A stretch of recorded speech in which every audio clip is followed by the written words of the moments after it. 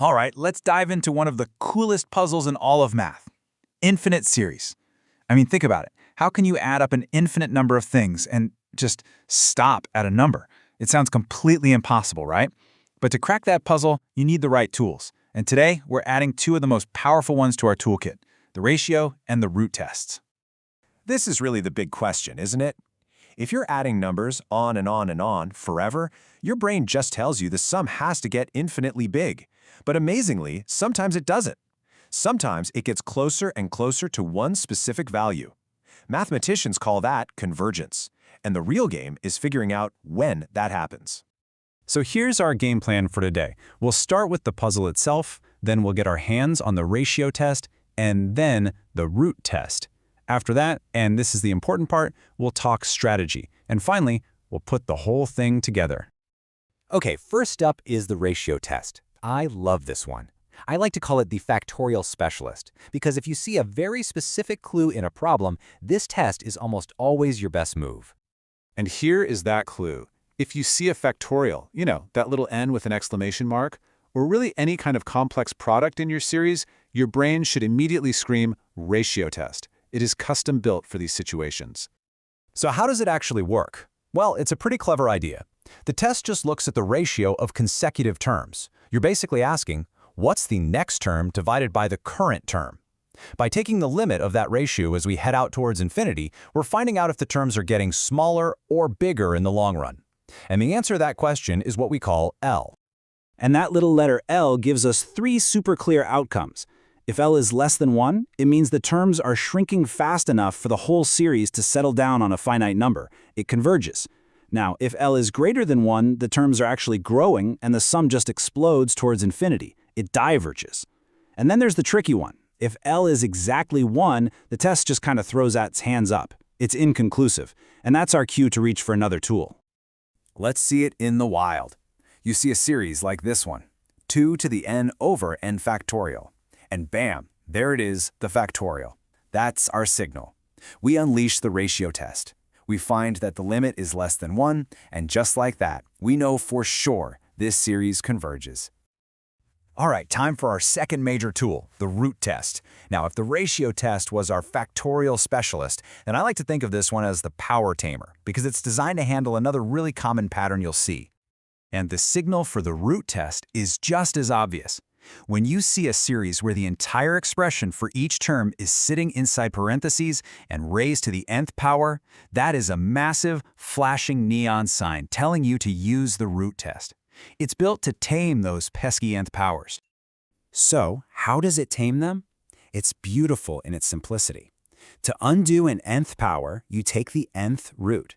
The test literally cancels out that power, which usually makes finding the limit way easier. And just like before, we call the result of that limit L. And here is the best part. The outcomes are exactly the same as the ratio test. If L is less than 1, it converges. If L is greater than 1, it diverges. And if L equals 1, yep, the test is inconclusive. This is great because it means you're basically learning two powerful tests for the price of one. Check out this example. See how the whole expression is effectively raised to the nth power? I mean, it's screaming root test. We apply it, that nth root works its magic, we find the limit is less than 1, and we have our answer. The series converges. So let's just put them side by side for a second. It really boils down to this simple rule of thumb. You see a factorial, you try the ratio test. You see the entire term raised to the nth power, you try the root test. This pattern recognition is the first step to becoming a pro. Okay, so now we have our two new shiny tools. But, having a hammer doesn't make you a carpenter. The real skill, the true art, is knowing when to use which tool. So let's build out a full strategy for choosing the right test every time. Think of this table as your master guide, your diagnostic flowchart. Instead of just guessing, you can now look at a series and diagnose it based on its form. You always start at the top with the easiest check. Do the terms even go to 0? Because if they don't, you're done. It diverges. If they do, you just work your way down the list looking for clues. See a factorial? Jump right to the ratio test. Does it have that overall nth power? Go straight to the root test. This strategic approach is what separates the novices from the experts.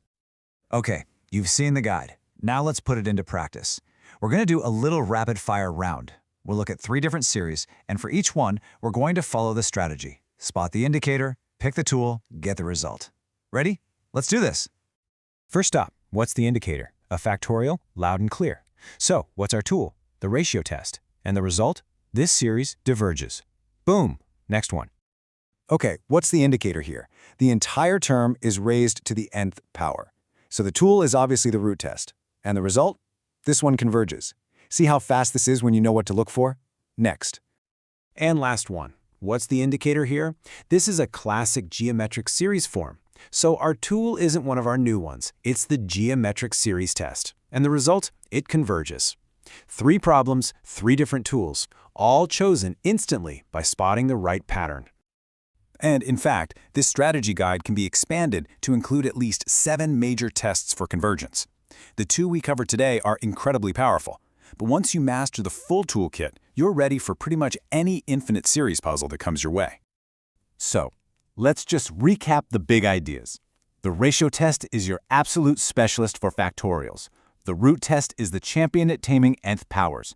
And most importantly, the real key to all of this isn't just memorizing the formulas. It's about training your eyes to see the pattern and knowing exactly which tool to grab from the toolkit. We've built up the toolkit and we've learned the strategy. The only question left is this. Now that you have the tools, what infinite puzzle are you going to solve first?